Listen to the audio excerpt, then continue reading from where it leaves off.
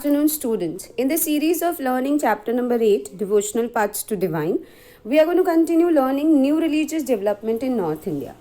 The period after the 13th century saw a new wave of bhakti movement in North India. This was an age when Islam, Brahminical Hinduism, Sufism, various strands of bhakti and Nathpanthis, Siddhas and Yogis influenced one another. We saw that new towns were emerging and people were taking up new professions and finding new roles for themselves. Such people, especially craftsperson, peasant, traders, laborers, thronged to listen to these new saints and spread their ideas. Some of them, like Kabir and Baba Guru Nanak, rejected all orthodox religion. Others, like Tulsidas and Surdas, accepted existing beliefs and practices but wanted to make these accessible to all.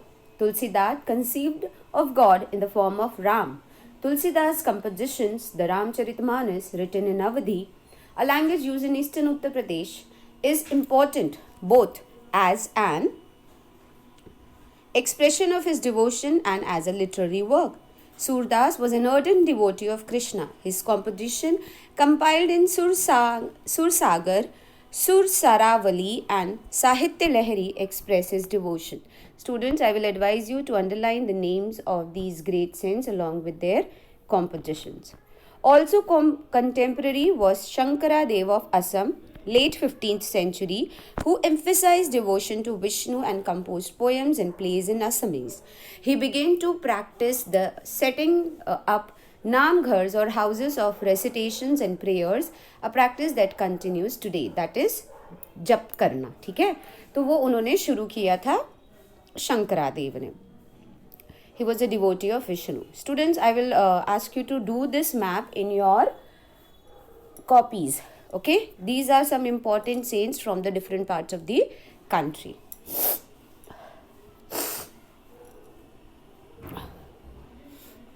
The tradition also included saints like Dadu Dayal, Ravidas and Mirabai. Mirabai was a Rajput princess married into the royal family of Mewar in the 16th century. Mirabai became a disciple of Ravidas, a saint from caste considered untouchable. She was devoted to Krishna and composed innumerable bhajans expressing her intense devotion. Her songs also openly challenged the norms of the upper caste and became popular with the masses in Rajasthan and Gujarat. A unique feature of most of the saints is that their works were composed in regional languages and could be sung. They became immensely popular and were handed down orally from generation to generation. Usually the poorest, most deprived communities and women transmitted these songs, often adding their own experiences.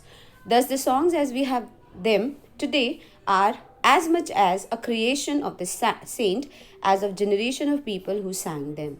They have become a part of our living popular culture. That's all for today. We will be continuing learning about the case studies for Kabir and Baba Guru Nanak in our next class. Thank you, students. Have a nice day.